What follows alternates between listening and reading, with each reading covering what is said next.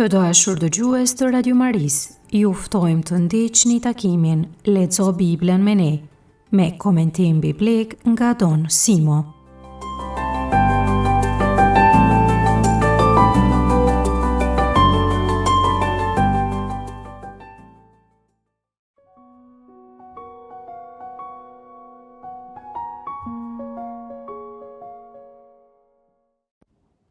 Te takimi I sotshëm Lexo Biblen me ne, do të lexojmë pjesë nga libri I Zanafillës, kapitujt 1 dhe 2. Tekstin do të lexoj Anderina Palushi nga Prishtina, ndërsa një katekezë mbi këtë tekst do të ofroj Kimete Klenja nga Lezhë.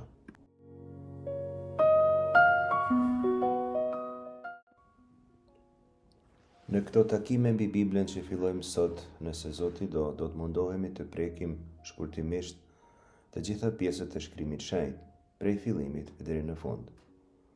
Është e kuptueshme se nuk mund ta lexojmë krejt Biblen, por do të përzgjellim, lexojmë dhe komentojmë disa prej pjesëve më të rëndësishme të secilit libër të Biblës.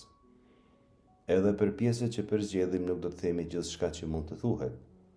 Edhe këtu do të zgjellim tema të caktuara, duke vënë theksin të ato që na duken më të rëndësishme dhe në to do të ndalemi, sidomos tek teologjia që prekin. Do të ndalemi edhe mbi gjitha të elementet aktuale të kësaj teologjie që prekin jetën tonë përditshme, të botës së sotshme e të shoqërisë së sotshme. Dëshira jonë është që ta paraqesim Shkrimin Shenjtë sa më qartë, ta përhapim Shkrimin Shenjtë, t'ju nxisim ta lexoni dhe t'ju ndihmojmë ta kuptoni më mirë. Shpresojmë t'ju ndihmojmë të dashuroheni me fjalën e Zotit. Shpresojmë t'ju transmetojmë pasionin që kemi ne për fjalën e Zotit, ne që po lexojmë me ju. Sot fillojmë me leximin nga Zanafilla kapitujt 1 dhe 2, por para se të lexojmë disa pjesë të saj, ta bëjmë fillimisht një hyrje sintetike tek pesëlibërshi. Pjesa e parë e Biblës përbëhet prej atyre që quhen pesë librat e Mojsiut. Kështu e quhen sidomos tradita hebraike. Termi pesë libërsh përmbledh pesë librat e parë të Shkrimit Shenjtë: Zanafillën, librin e Daljes, librin e Levitikut, librin e Numrave dhe librin e Ligjit të Përtrirë. Fjala pesë libërsh në traditën latine vjen nga themeluesi I teologjisë perëndimore, nga një prej teologëve dhe apologjetëve më të rëndësishëm të krishterë të shekullit të dytë, Tertulianit.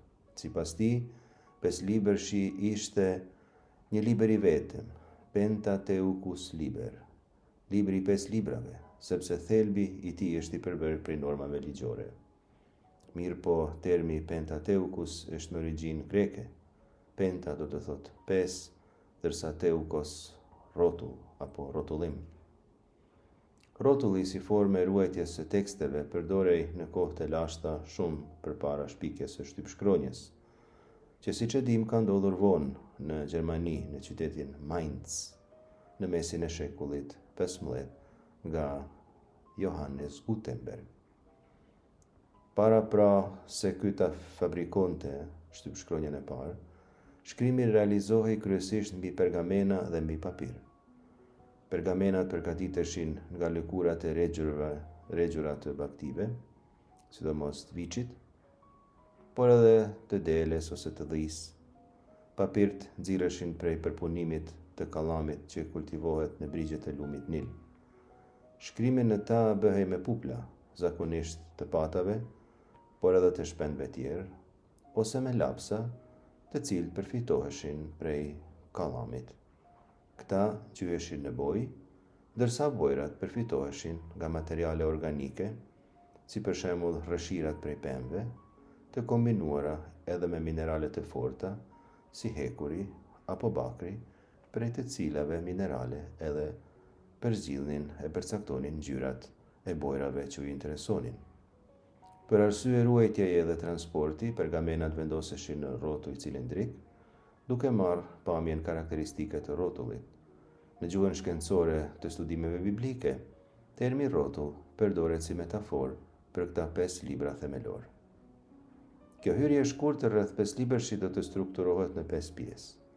Pjesa e parë do të paraqesë disa çështje të përgjithshme, e dyta një përmbledhje të përmbajtjes së këtyre 5 librave, e treta do të identifikoj pikat kryesore teologjike të tyre, e katërta do të jetë sqarimi i strukturës narrative të 5 librashit, e pesta theksimi i disa elementeve të lashta që mbeten aktuale edhe sot. Disa çështje të përgjithshme. 5 librashi përbën themelin e shkrimit shenjtë, si për traditën hebraike, ashtu edhe për atë të krishterë.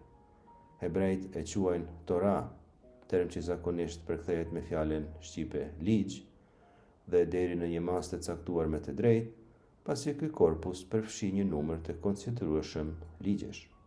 Megjithatë, duke u nisur nga etimologjia e fjalës hebraike yara, është më e përshtatshme të kuptohet si mesim, udhërrëfim apo orientim. Fjala nënkupton transmetimin autoritativ të dijes nga dikush i pajisur me autoritet të madh shpirtëror dhe moral, i cili i paraqet këto mësime në formë urdhërimesh. Zoti pra nuk duhet kuptuar si dikush që jep urdhra me egërsi apo arbitraritet, një keqkuptim i mundshëm nëse 5 librat e shkrimit lexohen jashtë kontekstit të tyre teologjik. Urdhërimet hyjnore paraqiten si mësime që Ati dhe Krijuesi i jep popullit të vet për të mirën e tij. Koleksioni i 5 librashit përfshi një har kohor që nis në amshimin e vethyjit dhe shtrihet deri në afrimin e popullit të Izraelit pranë Jerihonit, pak para hyrjes në tokën e premtuar. Brenda këtij korpusi përshkruhen 2 origjina themelore: origjina e jetës së çdo gjallëse me theks të veçantë tek njeriu dhe origjina e popullit të Izraelit. Në të dyja rastet, Zoti shfaqet si iniciator dhe krijues. Pika e dytë, një përmbledhje e 5 librave të Mojsiut. Zanafilla paraqet krijimin e gjithçkaje ex nihilo. Njeriu i krijuar në shëmbulltyr dhe në përgjegjësim të Zotit, gëzon një dinjitet të veçantë dhe një qëllim të përcaktuar, që përshkruhet nga roli i tij në kopshtin e Edenit. Megjithatë, mëkati shfaqet mbi tokë në forma të ndryshme: Adami dhe Eva, Kaini, njerëzit e kohës së Noehut, përfshir vet Noehun pas përmbytjes, si edhe ndërtuesit e kullës së Babelit, të gjithë mëkatnojnë në një farë mënyre, njëri më rënd se tjetri. Në këtë tablo, njerëzimi ecën drejt vetë shkatrimit, sepse ka krejt pak të drejtë, si Abeli ose Noehu me familjen e tij. Prandaj Zoti ndërhyn duke thirrur Abrahamin. Përmes këtij patriarku ai formon popullin e Izraelit, i cili do të shërbejë si instrument shpëtimi për të gjitha kombet. Këtyre temave do të rikthehemi gjatë komentimit të kapitujve përkatës të Zanafillës. Libri i Daljes përshkruan lirinë e popullit të Izraelit nga skllavëria e Egjiptit.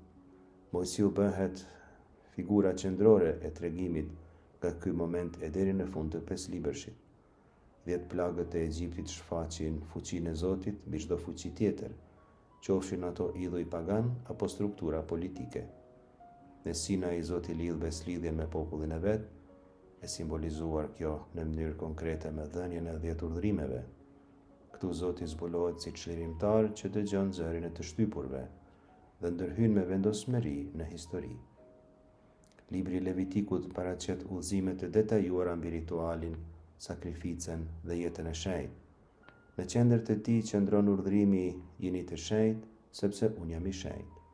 Ky libër thekson se marrëdhënia me Zotin kërkon një stil jete të rregulluar, të shenjtëruar dhe të orientuar drejt fesë, ku çdo dimension i jetës ka ndikim tek shpirti i njeriut. Libri i Numrave përshkruan udhëtimin e gjatë dhe sfidues të popullit nga Sinai deri në kufijtë e Kanaanit. Ky udhëtim është i ngarkuar me paradokse. Nga njëra anë, ankesat dhe mosbesimi i popullit e përshkruajnë popullin plot me mungesë besimi në provaninë hyjnore. Kurse nga ana tjetër, durimi, besnikëria dhe kujdesi i Zotit i jep kohë popullit ta kuptojë hirin që Zoti po i ofronte. 40 vitet e shkretëtirës shfaqen si periudhë formimi, disipline dhe përgatitje shpirtërore. Ligji i përtrirë, që në greqisht quhet Deuteros Nomos, që do më thënë një ligji i dytë, përmbledh dhe reinterpreton beslidhjen për brezin e ri, që gjendet në prag të hyrjes në tokën e premtuar. Mojsiu u jep atyre një mësim themelor: bindja ndaj Zotit sjell jetë dhe bekim, ndërsa mosbindja sjell vdekje dhe shkatrim. Ligji paraqitet jo si barr, por si dhuratë hyjnore, që siguron jetë të lumtur dhe të drejtë. Pikat kryesore teologjike të pesëlibërshit. Pika e parë, Zoti është krijues. Tek libri Zanafillës, Zoti shfaqet si ai që krijon gjithçka prej asgjëje. Zoti nuk është pjesë e natyrës, por krijuesi i saj. Ai jep jetë dhe qëllim secilës gjë që ka krijuar. Kjo kulmon, siç do ta shohim, me krijimin e njeriut. Gjatë historisë së shkencës janë dhënë teori të ndryshme për prejardhjen e njeriut, si për shembull teoria famshme e Charles Darwin, se gjinia njerëzore ka evoluar prej ndonjë qenie të gjallë më primitive. Shkrimi i shenjtë thekson dy gjëra të qarta: e para se njeriu është krijesë e Zotit, dhe e dyta se kjo krijesë e Zotit është e menduar prej krijuesit në shëmbulltyrën dhe përgjasimin e vetë atij. Me fjalë tjera, se para aktit të parë të krijimit të Zotit, në univers nuk ka pas dhe nuk ka pas mundësi të ketë qenie të gjalla që qenien e vetë ta kenë marrë prej vetvetes apo prej kombinimit të proceseve të ndryshme, çfarë do qofshin këto procese. Pika e dytë, beslidhja si marrëdhënie dashurie me Zotin. Në zemër të pesëlibërshit qëndron koncepti teologjik i beslidhjes, një marrëdhënie unike dhe e pacenueshme midis Zotit dhe popullit të tij. Kjo marrëdhënie nuk është simetrike, kuptohet. Zoti është ai që e ngren njeriun, i jep dinjitet dhe e thret në një kungat besnike me të. Beslidhja shpreh dashurinë e pakufishme të Zotit për krijesat e veta. Një temë që për të krishterët arrin plotësinë e saj, në beslidhjen e re dhe të amshuar që Zoti ka lidhur me njerëzimin përmes flisë bashkore të Krishtit. Në shpjegimet tona mbi beslidhjen e re, do të kthehemi shpesh tek ky element teologjik. Pika e tretë, teologjia e lirisë ose teologjia e çlirimit. Me përjashtim ndoshta të librit të ligjit të përtrirë, që në këtë çështje është pak i veçantë, si do ta shohim kur ta lexojmë, librat tjere paraqesin Zotin si të pranishëm në historinë njerëzore. Zoti konsiderohet i afërt dhe i prekshëm, jo i largët ose i paarritshëm. Ai është pjesë konkrete e përvojës njerëzore, nuk është sajim teorik. Zoti sheh shtypjen, dëgjon britmat e popullit dhe vepron fuqishëm.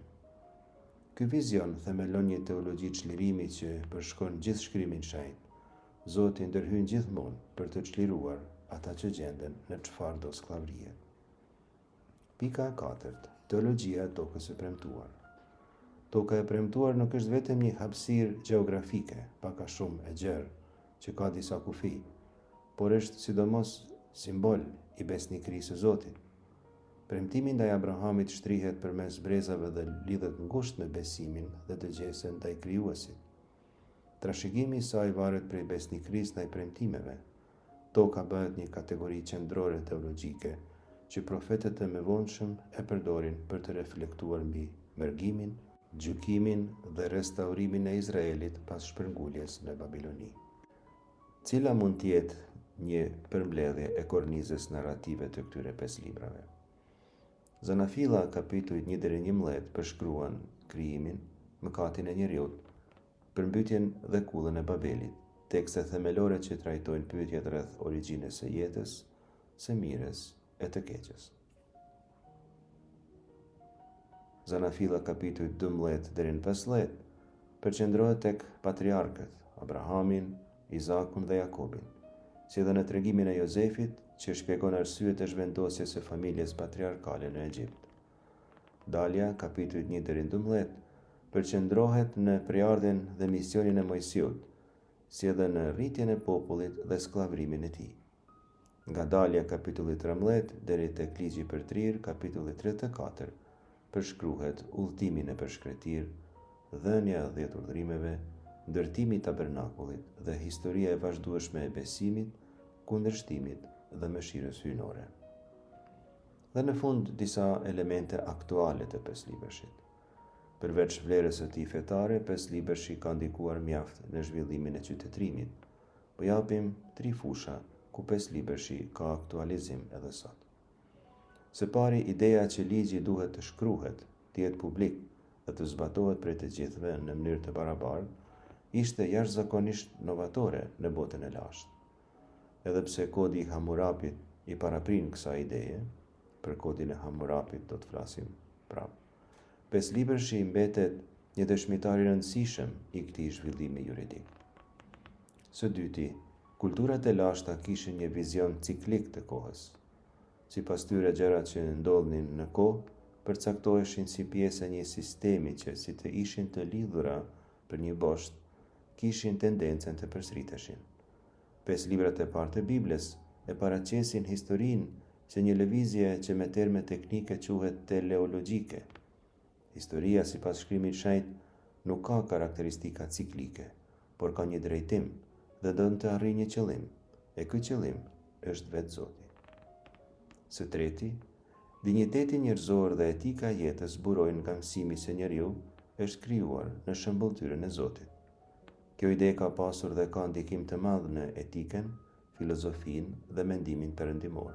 Njeriu duhet nderuar dhe respektuar veç prej faktit se është njeri dhe nuk është e mundur të shërbehet Zotit nëse paralelisht nuk i shërbehet edhe njeriu. Për këtë arsye, 5 libërshi mbetet një lexim thelbësor për të kuptuar jo vetëm strukturën e Biblës, por edhe themelet e mendimit, ligjit dhe moralit perëndimor. Nga libri i Zanafillës, kapitulli i parë, rreshtat 1 deri në 8. Në fillim hyi krijoi qiellin e tokën. Toka ishte e shkretë dhe e zbrazët.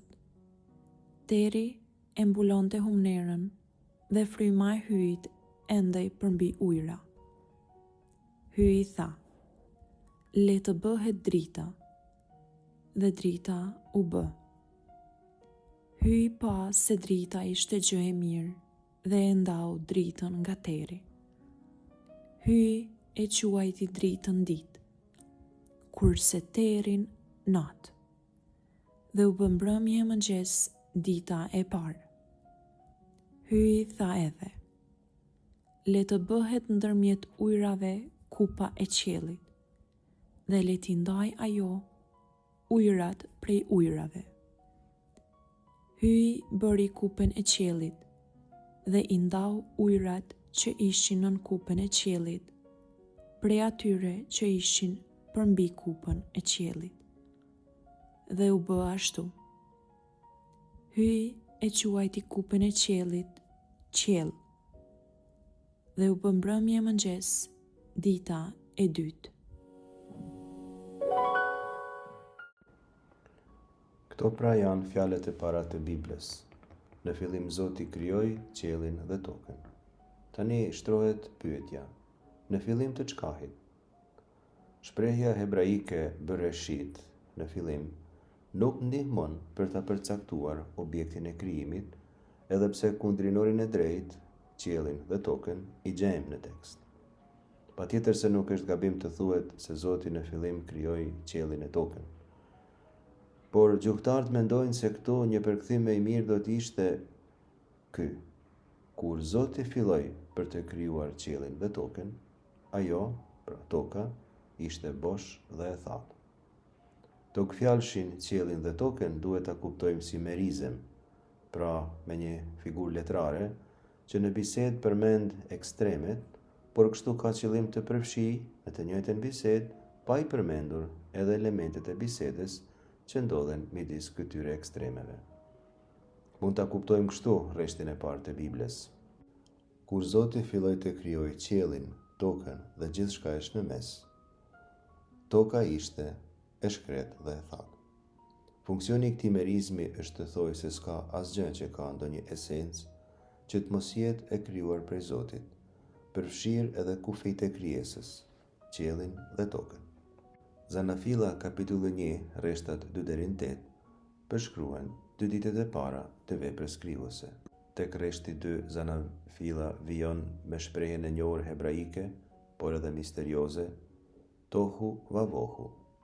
Kjo shprehje e përshkruan tokën si të thatë dhe të shkretë. Fjala e parë, tohu, e ka kuptimin e kotësisë, të boshllëkut, ndërsa e dyta, vohu, referon errësirën, shkretiren, shkatrimin. Janë edhe sinonime në një farë mënyre këto dy fjalë. Me shprehjen tohu vavohu, pra, theksohet një cilësi e vazhdueshme e krijesës. Ajo është e vdekshme dhe në vetvete e mbushur me kotësi. Toka dhe gjithçka tjetër merrjet atëherë kur Zoti krijon. Deri atëherë ishte një qenje pa qiell e pa tokë, pa ujëra, pa asgjë. Zoti ndërhyn në këtë asgjë dhe e krijon. Ditën e parë, pra, në këtë gjendje boshllëku, shpirti i hyjit lundronte mbi ujërat. Shpirti i hyjit është një prani e parë e gjallë në universin e sapo krijuar. Ky shpirti i hyjit qëndron përgjithmonë mbi sipërfaqen e tokës, deri në amshim, dhe nuk tërhiqet asnjëherë prej saj. Fjala krijuese e hyjit sjell në ekzistencë dritën, që mund të konsiderojmë si një shenjë rregulli në kaos. Drita ndahet nga errësira dhe të dyja emërtohen ditë dhe natë, duke themeluar strukturën e parë themelore të kosmosit, kohën. Ky proces nënvizon kalimin e realitetit nga boshllëku, mungesa e formës dhe nga kaosi drejt rregullit. Rreshtat 6 deri në 8, që përshkruajnë ditën e dytë të krijimit, në këto rreshta hyji krijon hapësirën ose kupën qellore, rakia në hebraisht, duke ndarë ujërat e sipërme nga ujërat e poshtme. Kjo hapësirë emërtohet qiell. Në kozmologjinë e lashtë të lindjes së afërme, ky konceptim pasqyron idenë e një universi të strukturuar në disa shtresa, ku ujërat e sipërme shpjegonin fenomenet atmosferike, sidomos shiun, ndërsa ujërat e poshtme përfaqësonin detet, burimet dhe rezervuaret nëntoksore. Por, kur të flasim për tregimin e përmbytjes, do të shpjegojmë më mirë këtë mentalitet të lashtë. Është me interes të theksohet se dita e dytë është vetmja ditë e krijimit që nuk përfundon me formulen dhe hyi pa se ishte gjë e mirë, siç përfundojnë ditët e tjera. Tek krijimi i njeriut, për shembull, thuhet se hyi pa se ishte gjë shumë e mirë. Kjo sepse jemi akoma në fillimet e krijimit, se ka akoma punë që krijimi të përsoset. Nuk mjafton që të krijohet qielli dhe toka. Duhet të bëhen edhe disa ndërhyrje tjera mbi rrozullimin që Zoti kishte krijuar. Nga libri i Zanafillës, kapitulli i parë, rreshtat 26 deri 28.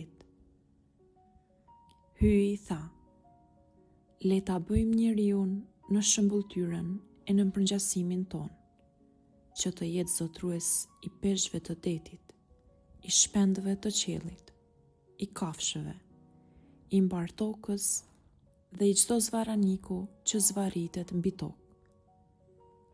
Hyi krijoi njeriun në përngjasimin e vet. E krijoi në përngjasimin e hyjit. E krijoi mashkull e femër. Hyi i bekoi dhe u tha: shtohuni e shumohuni, e mbusheni tokën dhe sundojeni atë. Bëhuni zotrues e peshqve të detit, të shpendëve të qiellit dhe të çdo gjallëse që lëviz përmbi tokë.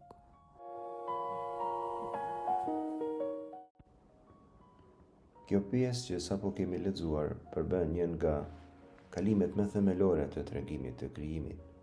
Gjejmë këtu tregimin e krijimit të njeriut. Cilat janë disa elemente kryesore të këtyre rreshtave? Hyi shprehet kështu: le ta bëjmë njeriun në shëmbulltyrën dhe përngjasimin ton. Le ta bëjmë në përngjasimin ton. Përdorimi i shumësit ka nxitur diskutime midis studiuesve. Pse le ta bëjmë? Pse Zoti nuk flet në njëjës? Tradita krishtere e ka interpretuar këtë si një aluzion për Trinin Shenjtë. thuajse kështu po flasin personat e Trinisë Shenjte, Ati, Biri dhe Shpirti Shenjtë. Ne dim se kjo mundësi ishte saktë, por edhe se nuk ishte ky koncepti i shkrimtarit të këtij teksti. Ka mundësi se ai e ka imagjinuar hyjin të shoqëruar me anë tjerë të oborrit qellor, për shembull me çetën e engjëjve, me kerubin, me serafin e tjera, ose se shumë si këtu të jetë pluralis majestatis, me të cilin Zoti shpreh madhështinë e vet. Si ta kuptojmë nga ana teologjike shprehjen se njeriu është i krijuar në shembulltyrën e hyjit? Kësaj pyetje janë dhënë disa përgjigje teologjike. E para përgjigje që është ofruar është se krijimi i njeriut në shembulltyrën e Zotit të ketë domethënie funksionale. Njeriu është përfaqësuesi i hyjit në tokë, ai sundon mbi tokë në emrin e Zotit. Pra funksionale do më thënë se njeriu në tokë luan një rol, ka një funksion, kryen veprën krijuese të Zotit. Ai e ruan tokën, i shërben asaj. Funksioni i dytë i krijimit të njeriut në shembulltyrën e hyjit është konsideruar edhe me kuptim ontologjik. Kjo fjalë është filozofike dhe përcakton esencën e qenies. Duke kuptuar krijimin e njeriut me domethënie ontologjike, ai konceptohet si dikush që ka aftësi të veçanta intelektuale, morale dhe shpirtërore që krijesat tjera nuk i kanë dhe kështu i përgjet hyjit. Kjo patjetër nuk do të thënë se njeriu është si Zoti, por se ai shëmbëllen qartësisht këto atribute të Zotit. Funksioni i tretë është relacional. Njeriu është qenie që krijon marrëdhënie dhe fakti se është krijuar në shembulltyrën e Zotit tregon se ai nuk mund të jetojë e as të mbijetojë si një individ i shkëputur prej raporteve me tjerë. Kjo i siguron atij edhe aftësinë të hyjë në bashkim të plot me Zotin, sikurse Zoti edhe njeriu hynë në marrëdhënie me krijimin e me krijesat. Ti përmendim këto dhe 3 karakteristika të gjenisë njerëzore që përshkruhen nga këto rreshta. Karakteristika e parë është se njeriu është i caktuar të sundojë dhe ta nënshtrojë tokën. Njeriu i besohet mandati i ushtrimit të autoritetit mbi krijimin. Fjala sundim dhe nënshtrim nënkupton përgjegjësi. Njeriu vepron si administratori i krijimit të hyjit. Njeriu nuk është pronari i krijimit, por tek toka e krijuar, tek krijesa e Zotit, ai nuk është as mysafir, është në shtëpi të vet dhe merr përgjegjësi për mbështimin e tij, për të mirën e vet dhe për të mirën e tjerëve. Karakteristika e dytë e gjenisë njerëzore është se ajo është e krijuar mashkull e femër, me gjeni pra qartësisht të dallueshme. Teksti nënvizon se të dy gjenit gëzojnë njësoj shembulltyrën hyjnore, si mashkulli ashtu dhe femra. Kjo përbën themelet biblike të dinjitetit dhe barazisë së njeriut, të përcaktuara qartësisht që në momentin e krijimit. Pika 3 është urdhri i Zotit, shtohuni dhe shumoheni. Ky është urdhri i parë që jep Zoti njeriut në Bibël, të shtohet dhe të shumohet. Kështu njeriu merr pjesë në projektin krijues të hyjit dhe në kultivimin e botës së krijuar. Ky është misioni kryesor i njeriut mbi tokë, thirrja e parë dhe esenciale, të jetë veprues i veprës së Zotit. Këto rreshta përcaktojnë bazat e antropologjisë teologjike të krishterë, tregojnë statusin e veçantë të njeriut, qëllimin dhe misionin e tij në ekonominë e krijimit. Te kjo shprehje, ekonomia e krijimit, që ndoshta në këtë moment është e paqartë, do të kthehemi përsëri tek Lexo Biblën me ne.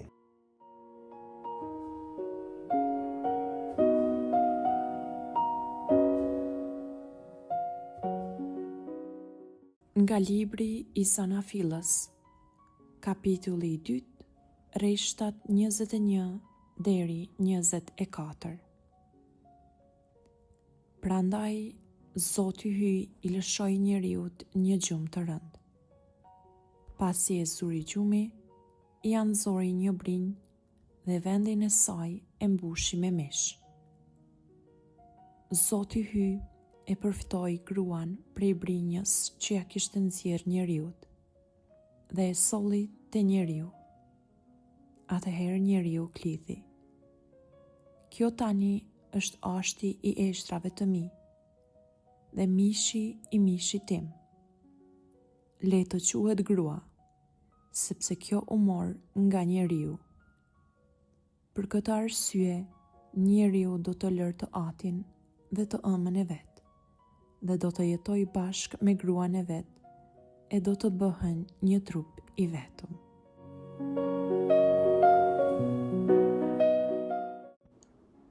Këto rreshta të shkrimit shenjtë përshkruajnë krijimin e gruas dhe themelimin e martesës. Zoti e ve Adamin në një gjumë të thellë, merr një nga brinjët e tija ose një anë të tijen dhe prej saj formon gruan. Ky përshkrim shumë fizik qëndron në kontrast me krijimin e Adamit prej pluhurit, duke theksuar natyrën e përbashkët dhe barazinë ontologjike ndërmjet burrit dhe gruas. Gruaja është e krijuar prej tij. Reagimi i Adamit tek rreshti 23, ky pohim poetik i tij është shumë domethënës. Ai shprehet kështu: kjo tash është ashti i eshtrave të mi dhe mishi i mishit tim. Në hebraisht, burr thuhet ish, ndërsa grua isha. Dallimi midis këtyre dy fjalëve është pra vetëm tek mbaresa a e femrorit. Janë dy fjalë krejtësisht të barabarta. Edhe tek etimologjia e fjalës, pra ka një gjashmëri shumë të madhe midis burrit dhe gruas. Adami shprehet se njeh si pjesë të trupit të vet, si pjesë të vetvetes. Kjo shprehje poetike e tija përmban gëzim dhe afërsi të natyrshme midis të dyve. Rreshti 24 thekson se burri lë babain dhe nënën e tij, bashkohet me gruan e vet dhe të dy bëhen një mish i vetëm. Këtu gjejmë temat kryesore që themelojnë martesën njerëzore. Do të përmendim 4 prej tyre. Tema e parë është shoqërimi. Gruaja krijohet si ndihmëse e përshtatshme, ezer kënegdo në hebraisht, si ndihmëse që rri afër dhe kështu jep fund vetmisë së Adamit. Nuk është mirë që njeriu të rri vetëm. Nuk mund të mendohet një njeri i vetmuar, një burr i vetmuar ose një grua e vetmuar. Pra burri dhe gruaja do të shoqërojnë njëri tjetrin në jetë, do të jenë shok. Një karakteristike e dytë e martesës është tema e barazisë. Fakti se gruaja është e krijuar nga Adami, se pra të dy kanë preardhjen nga e njëjta substancë, tregon dinjitet dhe natyrë të barabartë midis tyre. E treta, beslidhja martesore. Kjo themelohet tek akti i lënjes së babës dhe nënës dhe bashkimit dhe bërjes një mish, shpreh lidhjen e beslidhjes, intimitetin dhe unitetin e pandashëm. Së fundi, plotësimi reciprok. Burri dhe gruaja janë të ndryshëm, por janë të krijuar në mënyrë komplementare për njëri tjetrin. Ata përkojnë për njëri tjetrin.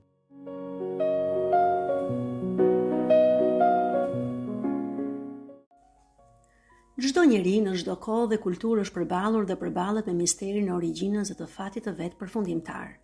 Pyetja mbi origjinën nuk është thjesht shkencore, kur dhe si, por ekzistenciale dhe morale. A është universi fryti i rastësisë, një fati të verbër apo i një krijuesi transcendent të mirë dhe inteligjent? Pse ekziston e keqja? A ka shpresë për shlirimin nga vuajtja? Kjo mahnitje e njeriut përballë krijimit që e rrethon shprehet në pyetjen biblike tek Psalmi 8 rreshti 5 që thotë: çfarë është atëherë njeriu që ta kujtosh? Kapitujt 1 dhe 2 të librit të Zanafillës paraqesin rrëfime plotësuese të krijimit, duke përdorur gjuhë simbolike të thellë për të përcjellë të vërteta thelbësore mbi hyjin si burimi i gjithçkaje që ekziston, mirësinë dhe rendin e brendshëm të universit, dinjitetin e lartësuar të njeriut që është i krijuar sipas shëmbëltyrës së hyjit. Ky tekst vendos edhe themelin e historisë së shëlbimit. Këto tekste, të vendosura në fillim të shkrimit të shenjtë, pohojnë se hyi i amshuar i dha një fillim gjithçkaje jashtë vetvetes, ex nihilo, duke krijuar një kozmos të rregulluar që kulmon në njerëzimin, ku gjithçka shihet si dhuratë e orientuar drejt bashkimit hyjnor. Të dy këto kapituj e zbulojnë hyin si burimin e përjetshëm dhe transcendent të gjithë realitetit ex nihilo, pra prej asgjës. Në fillim hyi krijoi qiellin dhe tokën. Kështu fillon pra Bibla, i cili vetëm sjell rend e rregull nga kaosi pa formë përmes fjalës së tij të fuqishme. Le të bëhet drita, dhe drita u bë. Kjo e vërtet themelore pohon sovranitetin absolut të hyjit. Asgjë nuk ekziston në mënyrë të pavarur prej tij, dhe i gjithë kozmosi, origjina, rendi, mirësia dhe qëllimi i tij e gjen kuptimin dhe qëllimin e vet në marrëdhënie me krijuesin. Rrëfimet i shprehin këto realitete me gjuhë solemne dhe simbolike, duke i dhënë përparësi të vërtetave teologjike në vend të mekanizmave shkencor. Shumë njerëz i drejtohen shkencës për t'i dhënë shpjegim krijimit dhe fenomeneve të tij. Edhe pse shkenca moderne dhe feja e krishterë i afrohen realitetit në mënyra të ndryshme, duhet të kujtojmë se ato nuk janë domosdoshmërisht kundërshtuese. Në fakt, feja i jep kuptim dhe qëllim aty ku shkenca përshkruan mekanizma. Zbulesa e krishterë paraqet krijimin si akt dashurie të hyjit dhe jep një shpjegim të qëndrueshëm për origjinën dhe fatin e njeriut, brenda dashurisë dhe përkujdesjes hyjnore. Siç thoshte edhe Shën Benedikta e Kryqit, filozofe që vdiq në Auschwitz. Si feja, ashtu edhe shkenca të çojnë tek Zoti, por feja pak më shpejt. E vërteta mbi krijimin është pjesë thelbësore e fesë së krishterë. Ajo njihet qartë vetëm nëpërmjet zbulesës hyjnore. Jashtë Biblës, kjo e vërtet gjendet vetëm në mënyrë të paqartë në mitet e lashta dhe mungon në filozofinë klasike dhe tek mendimtarë të mëdhenj si Platoni dhe Aristoteli. Arsyeja njerëzore mund të kuptojë se bota varet nga absoluti, por vetëm zbulesa e shpall këtë varësi si krijim nga hyji. Prandaj, krijimi është një e vërtet feje. Kjo e vërtet shpallet që në fillim të besojmave të krishtera, si në besojmën e apostujve dhe në besojmën e Nikes. Besoj në hyjen krijuesin e qiellit dhe të tokës. Pra, hyi është krijuesi i gjithçkaje, i botës së dukshme, qenieve shpirtërore dhe i shpirtit të pavdekshëm të çdo njeriu. E vërteta e krijimit nuk flet vetëm për origjinën e botës, por zbulon kush është hyi, krijuesi. Nëpërmjet profetëve dhe në mënyrë të plot pasaj nëpërmjet birit, hyi ka zbuluar jo vetëm se ai e ka krijuar botën, por edhe se çfarë do të thotë të jesh krijues. Shkrimi i shenjtë është i mbushur me këtë të vërtetë. Krijim do të thotë të bësh diçka nga asgjëja, creatio ex nihilo. Hyi nuk përdor në një materi të mëparshme. Ai është parimi i vetëm dhe i drejt për drejt i qenies. Çdo krijesë detyrohet plotësisht hyjit për ekzistencën e vet. Megjithse hyi është transcendent, ai është edhe i pranishëm në krijesë përmes fuqisë së tij krijuese. Kjo prani nuk e zvoglon madhështinë e tij, por e shfaq atë. Hyi krijues, i cili nga asgjëja e thirri botën në ekzistencë, jo vetëm që krijon gjithçka, por ai edhe e mban gjithçka në ekzistencë. Të krijosh do të thotë të japësh, dhe mbi të gjitha të japësh ekzistencë. Hyi krijon sepse do, dhe ai që do dashuron. Dashuria e hyjit është pa interes, nuk kërkon përfitim, por që e mira të ekzistojë, të rritet dhe të lulëzojë. Krijimi është vepër e urtisë hyjnore. E vërteta e fesë mbi krijimin i kundërshton teoritë materialiste, të cilat e shpjegojnë botën vetëm si fryt të rastësisë dhe domosdoshmërisë. Në tekst shfaqen shenjat e Trinisë së Shenjtë. Përdorimi i shumësit, ta bëjmë njeriun sipas shëmbëltyrës son, tek Zanafilla 1:26, flet për një këshillim brenda hyjnor, ndërsa krijimi paraqitet si vepër e përbashkët e Atit, Birit përmes fjalës dhe Shpirtit që rri pezull mbi ujërat, Zanafilla 1:2. Kisha rrëfen një parim të vetëm hyjnor në krijim, ku secili person i Trinisë së Shenjtë vepron sipas vetive të veta të veçanta. Ati si burimi, biri si urtia që vepron dhe shpirti si lidhja jetëdhënëse. Siç më thon Shën Augustini, krijimi mban brenda vetes gjurmët e trinisë. Bota është logjike, sepse është krijuar nga fjala logos, ikonike, sepse pasqyron birin shëmbëltyrën e Atit, dhe dhurat, sepse është fryt i dashurisë së Shpirtit Shenjtë. Krijimi është vepër e dashurisë trinitare. Universi buron nga dashuria e përjetshme e Atit, Birit dhe Shpirtit Shenjtë. Ai ekziston sepse e ka dashur Hyi dhe vazhdon të ekzistojë pikërisht sepse Hyi e do. Krijimi ka modelin e vet në lindjen e përjetshme të Birit, fjalës, dhe burimin e vet në dashurinë që është Shpirti i Shenjtë. Nga kjo dashuri trinitare buron dhurata e ekzistencës për gjithçka që është, të dukshme dhe të padukshme, nga makrokozmosi deri tek mikrokozmosi. Çdo krijesë merr pjesë falas në këtë dhuratë. E vërteta e krijimit na çon te misteri i asaj që Bibla e quan lavdia e Hyjit. Para së gjithash, Hyi ka një lavdi të brendshme, që është jeta e tij e përjetshme në bashkësinë e Atit, Birit dhe Shpirtit Shenjtë. Pastaj, me krijimin kjo lavdi shfaqet edhe jashtë, në botën e krijuar. I gjithë universi është si një himn lavdie, por ka nevojë për një zë që ta shpreh me vetëdije. Ky zë është njeriu. Ai është thirrur të jetë zëdhënësi i krijesave, ai që e lavdëron Hyin dhe shpall madhështinë e veprave të tij. Në këtë kontekst, del natyrshëm pyetja: po pse krijon Hyi? Siç mëson Koncili i Parë i Vatikanit, Hyi nuk krijon sepse ka nevojë për botën. Ai është plotësisht i përsosur dhe asgjë nuk mund t'i shtojë asgjë. Hyi krijon lirisht nga dashuria dhe për të shfaqur urtinë dhe mirësinë e tij.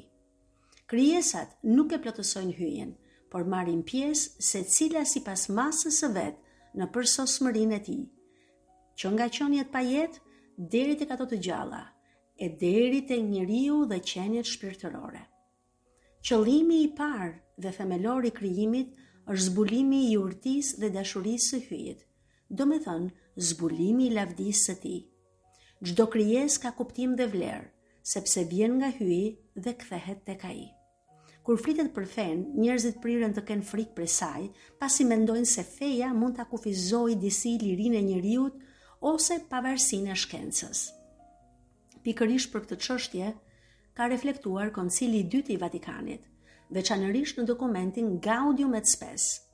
Koncili mëson se është krejtësisht e drejtë të flasim për autonominë e krijimit, nëse me këtë kuptojmë se krijesat kanë ligjet, rendin dhe vlerat e tyre, se njeriu është i thirrur t'i zbulojë, t'i përdorë dhe t'i rregullojë ato me anë të shkencës dhe teknikës, dhe se krijimi shkencor, kur bëhet me ndershmëri dhe etik, nuk bie në kundërshtim me fen. Kjo autonomi nuk e kundërshton fen, por përputhet me vullnetin e krijuesit, sepse Hyi ja ka dhënë vetë krijimit këtë rend dhe qëndrueshmëri. Mirë po, ekziston edhe një kuptim i gabuar dhe i rrezikshëm i autonomisë, kur pretendohet se krijesat nuk varen nga Hyi dhe se njeriu mund ta përdorë botën pa asnjë lidhje me krijuesin. Kjo mënyrë të menduari mohon të vërtetën e krijimit. Koncili është i qartë. Pa krijuesin, krijesa do të zhdukej. Kur Hyi harrohet, vetë krijesa bëhet e pakuptueshme. E vërteta e krijimit nuk është vetëm çështje feje.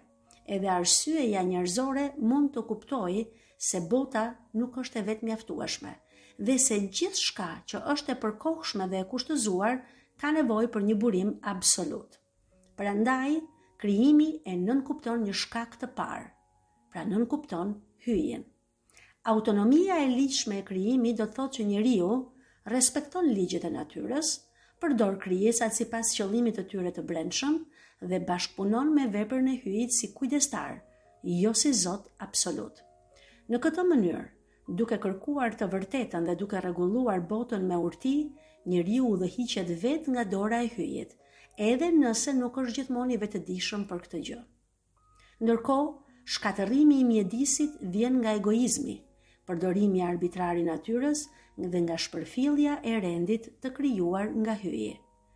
Kur njeriu i përdor krijesat, pa ju referuar krijuesit, ai dëmton jo vetëm natyrën, por edhe vetveten. Të besosh në krijuesin do të thotë të jetosh me përgjegjësi, me urti dhe me respekt për botën që na është besuar si dhuratë. I krijuar sipas shëmbëltyrës së hyjit, njeriu është një qenie njëkohësisht trupore dhe shpirtërore. I lidhur me botën e jashtme, ai njëkohësisht e tejkalon atë. Përveç se është krijesë trupore, si shpirt ai është person. Kjo e vërtet mbi njeriun është objekti fesë son, ashtu si edhe e vërteta biblike se ai është krijuar sipas shëmbëltyrës dhe ngjashmërisë së hyjit. Njeriu është një shpirt i mishëruar, ose e shprehur ndryshe, një trup i gjallëruar nga një shpirt i pavdekshëm. Tek Zanafilla 2:7 ne lexojmë se Zoti hyi e formoi prej pluhurit të tokës njeriun dhe në përhund i futi frymën e jetës, dhe njeriu u bë qenie e gjallë. Kjo na ndihmon të kuptojmë qartë se i krijuar në këtë mënyrë njeriu dallohet nga e gjithë bota e dukshme dhe veçanërisht nga bota shtazore. Fryma e jetës e bëri atë të aftë të njohë këto qenie, t'u vër emra dhe të kuptoi se ishte i ndryshëm prej tyre. Prej këtij teksti mund të nxjerrim lehtësisht përfundimin se jeta që i është dhënë njeriut në aktin e krijimit e tejkalon për masën e thjesht trupore, pra atë që është e përbashkët edhe me kafshët. Përtej materjes, ajo arrin për masën shpirtërore, që përmban themelin thelbësor të asaj shëmbëltyre të hyjit, imago Dei, që Zanafilla 1:27 e sheh tek njeriu. Njeriu është një njësi. Ai është një në vetvete, por kjo njësi përmban një dualitet. Shkrimi i shenjtë paraqet si unitetin, personin, ashtu edhe dualitetin, trupin dhe shpirtin e njeriut. Shpesh theksohet se tradita biblike vë theks të veçantë mbi unitetin personal të qenies njerëzore, duke përdorur termin trup për të treguar njeriun e tërë. Ky vëzhgim është i saktë. Megjithatë, pavarësisht kësaj, dualiteti i njeriut është gjithashtu i pranishëm në traditën biblike, ndonjëherë shumë qartë. Fjalët e Krishtit e pasqyrojnë këtë traditë. Kur ai thot tek Mateu 10:28, mos i druani ata që vrasin trupin e nuk mund ta vrasin shpirtin. Kini frikë më tepër nga ai që mund t'ju humbë në ferr shpirtin dhe trupin.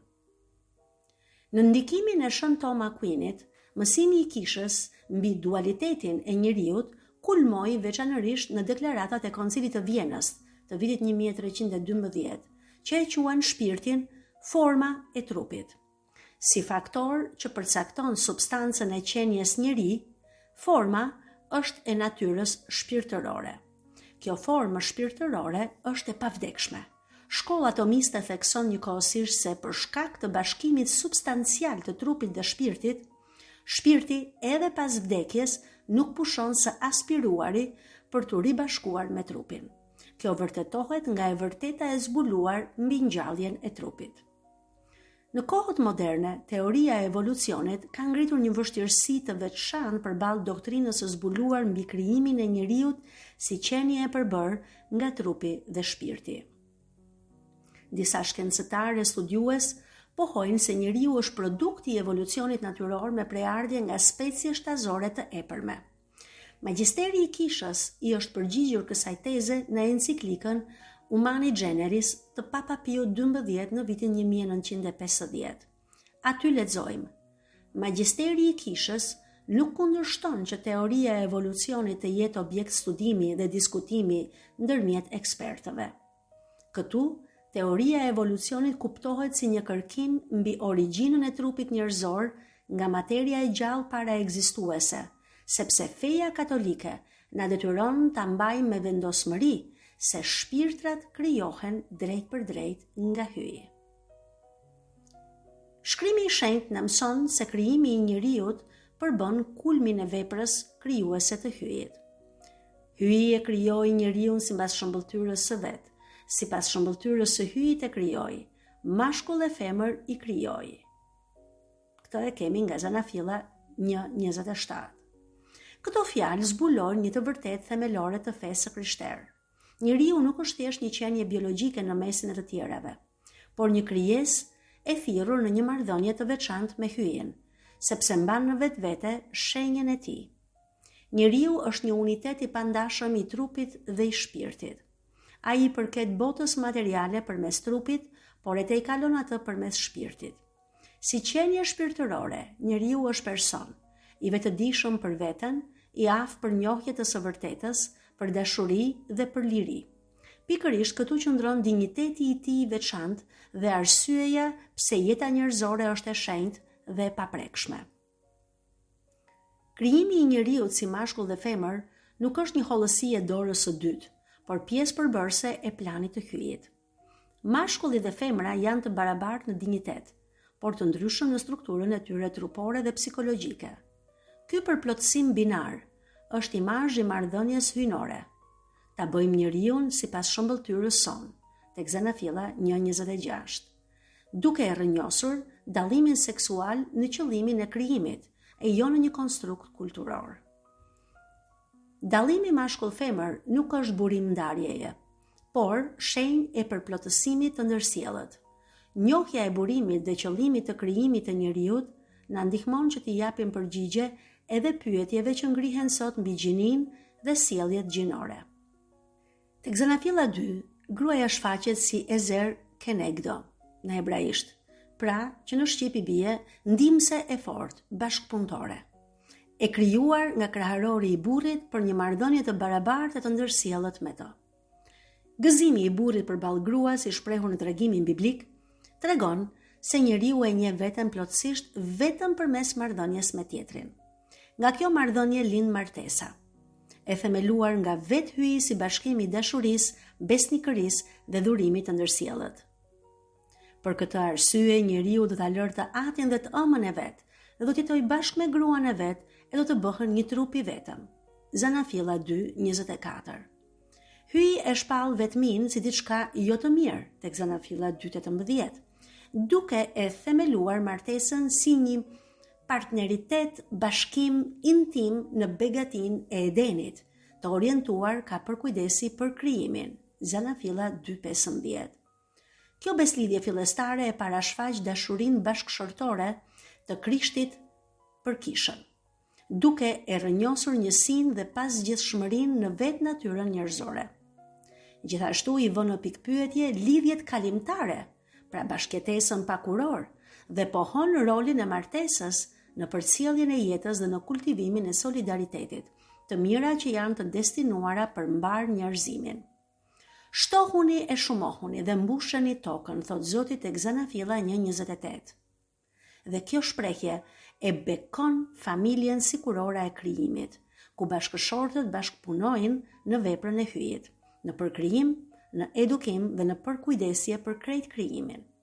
Shpërndarja universale e të mirave i mbron familjet nga varfëria, sepse bota u krijua për njeriun. Ajo është e rregulluar për të mirën e bashkëshortëve dhe për përçimin e jetës. Pra, Zanafilla 1:2, pra 2 kapitujt e parë të Zanafillës, e shpallin gjinin, martesën dhe familjen si dhurata hyjnore për themelimin dhe ruajtjen e shoqërisë njerëzore.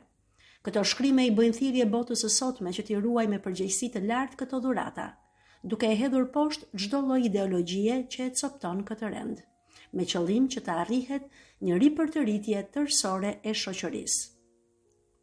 Gjithashtu, këto 2 kapituj na mësojnë se hyi është krijuesi i vetëm dhe i dashur i botës, se krijimi është i mirë dhe se njeriu është i thirrur ta ruajë atë, të jetojë si imago Dei në bashkim me të tjerët dhe të pushojë në adhurim ndaj hyjit, edhe në mesin e vështirësive të jetës. Njeriu është qenie thellësisht marrëdhëniesore, pra që jeton prej marrëdhënieve. Ai është krijuar për marrëdhënie me botën, me njerëzit e tjerë dhe mbi të gjitha me hyjin. Pa marrëdhënie, njeriu as nuk mund të jetojë dhe as nuk mund të zhvillohet plotësisht. Kjo natyrë marrëdhëniesore e tij shprehet në jetën shoqërore, në bashkësinë familjare dhe në thirrjen për solidaritet e dashuri ndaj të tjerëve. Marrëdhënia ndërmjet mashkullit dhe femrës e jetuar në dashuri dhe dhurim të plotë të ndërsjellët pasqyron në mënyrë të zbehtë, por reale, bashkimin e dashurisë në vetë hyjin. Një element thelbësor i shëmbëltyrës së hyjit, imago Dei, në njeriun, është pikërisht arsyeja. Përmes njohjes intelektuale, njeriu është i aftë të kërkojë të vërtetën, të merret me shkencë, me kulturë dhe të reflektojë mbi kuptimin e jetës. Kjo aftësi për të njohur të vërtetën e lidh njeriu me hyjin, sepse e vërteta e ka burimin e saj në të. Bashkë me arsyen, liria përbën një përmas themelore të qenies njerëzore. Njeriu nuk është i determinuar, pra i përcaktuar në mënyrë mekanike, por është i aftë të zgjedhë. Liria e ndriçuar nga ndërgjegjja e bën njeriu përgjegjës për veprimet e tij dhe themel të jetës morale. Fal arsyes dhe lirisë, njeriu është i aftë për beslidhje me hyjin. Ai mund ta njohë hyjin, ta dojë dhe t'i përgjigjet thirrjes së tij. Por ai mund edhe ta refuzojë. Kjo mundësi e dyfisht është shenjë e madhështisë, por edhe e rrezikut të lirisë njerëzore. Megjithatë, hyji nuk e braktis njeriun, që nga krijimi ai hyn në histori për të lidhur një beslidhje shëlbimi me të, e cila do ta gjejë përmbushjen e vet përfundimtare në Krishtin.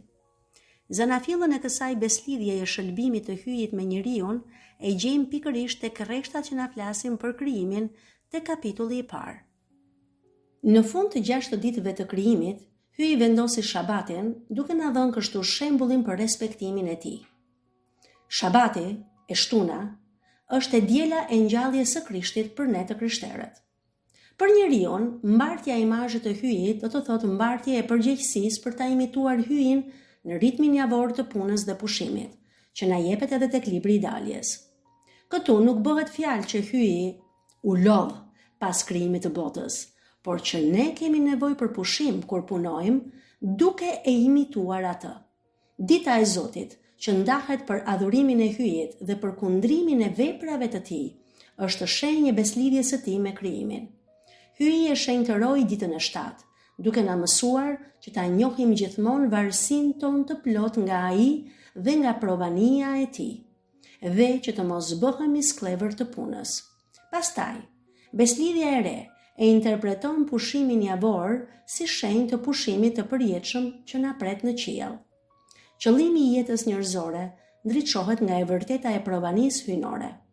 Hyi nuk është një krijues i largët, por një At i dashur, që kujdeset për çdo krijesë dhe udhëheq historinë drejt përmbushjes.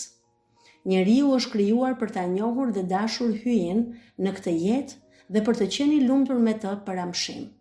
Kjo e vërtet i jep kuptim edhe vuajtjes, edhe pasigurisë, edhe pyetjeve më të thella të zemrës njerëzore. Provania hyjnore nuk e shfuqizon lirinë e njeriut, por bashkëpunon me të. Edhe përballë së keqes dhe vuajtjes, besimi na siguron se hyi është i aftë ta nxjerrë të mirën prej tyre dhe ta udhëheq gjithçka drejt qëllimit të dashurisë. Kështu, shpresa e krishterë nuk është një iluzion, por një siguri e rrënjosur në besnikërinë e hyjit. Në përfundim, njeriu i krijuar sipas shëmbëltyrës dhe ngjashmërisë së hyjit është një qenie e thirrur për të jetuar në të vërtetën, në dashuri dhe në liri. Ai është krijesë, por edhe bashkëpunëtor i hyjit, në një histori shpëtimi që shkon drejt përmbushjes përfundimtare. Vetëm duke e njohur këtë thirrje dhe duke jetuar sipas saj, njeriu e gjen kuptimin e plot të jetës së vet dhe shpresën që nuk zhgënjen.